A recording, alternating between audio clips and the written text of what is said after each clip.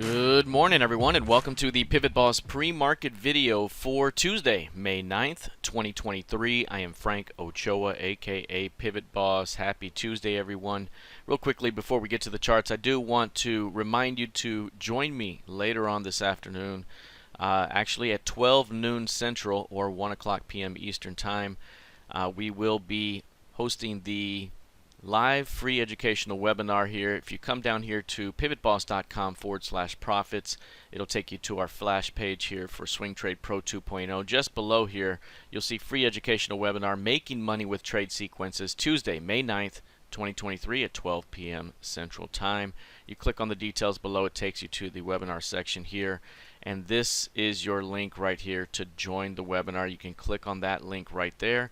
You can also click the link in the description below. We got less than 4 hours now until that webinar. We're going to be learning all about the rejection day trade sequence, which is part of our Swing Trade Pro 2.0 training module. Fantastic blueprint there that helps you identify rejection in the market and allows you to buy and sell along the way depending on the direction of the rejection. So we'll cover that blueprint later on this afternoon, 12 o'clock p.m. Central Time. I'd love to see you there. All right, let's take a look here at the ES in the daily time frame right now. 2 days narrow range right here. You can see the previous session finished with a doji bar, very clear doji right there, trading inside day, very narrow. And today, same thing, less than 20 points of range heading into the RTH Open, just 31% of average range. 2-day narrow range right now happening right at the previous quarter's close price as it has continued to develop an expanding range precisely at that level. We are now in a 2-day range here ahead of Wednesday's pre-market CPI data. So 1 hour prior to the RTH Open, we'll get inflation data, and that could trigger the next move. Given the recent rejection here off the lower end of the range, we're currently flowing to the upside.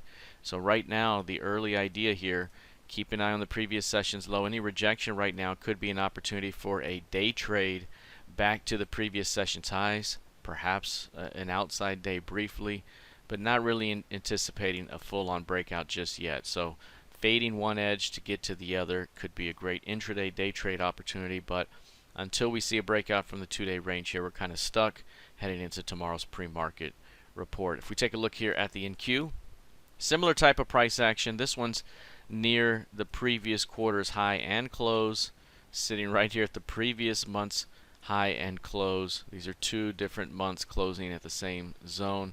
You have this compression that is built out over the last 6 weeks now. Just tremendous compression here, and we're coming up to a point here where we either have to see an upside follow through here, likely into 13.750, 13.750, or perhaps even into 14K up above. So the next flow could take us up. I will say, given this range right now, if we push to the upside and fail, any failure or failed breakout to the upside could be significant for downside movement up ahead. Got to keep an eye on this edge. If we take a look here at crude oil, this one's been rather bullish since that rejection we saw last week. It developed Wednesday afternoon, really took flight after that, and a return back towards 74s here. Now the idea was the style rejection we saw here, which was significant at the edge, would likely return price to 72s with a shot to flow into 76 and as high as 80.5. 80.5 would be the previous year's close right there. That's the next level to go grab. So again, any pullback along the way could be a buying opportunity. We may see this thing get a higher low here. Higher low off of 70 could be an opportunity to push this thing into 76 up ahead. Taking a look here at gold futures, this one is mostly flat right now. This one's been tough here. We've had a series of rejections, but we haven't really seen a fall off from the upper end of the range. We continue to see price hold off the 1980 level and above 1960. A failure ultimately in 1960 would open up a return back toward 1830, 1800 down below. But right now it's been holding this edge. At the moment, you're seeing a little bit of a higher high failure, a stop run day, and now holding in a 2-day narrow range here. The flow currently to the downside, which is the opposite of the ES right now, and a failed new high could open up a return again back toward 1980 for a big test up ahead. So keeping an eye on this 2-day range, currently a downward bias. Lastly, the YM right now down 1/4%. This one has continued to trade within its own expanding range here. You can see the expanding range kind of like this, not quite as well defined as the ES, but currently pushing higher off the lower edge.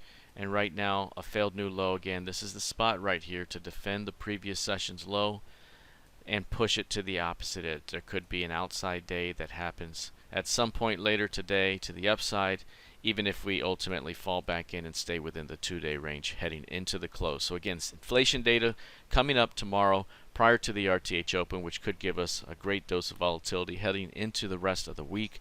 And we also have the Making Money with Trade Sequences webinar coming up later on today, noon Central Time, and I'd love to see you there.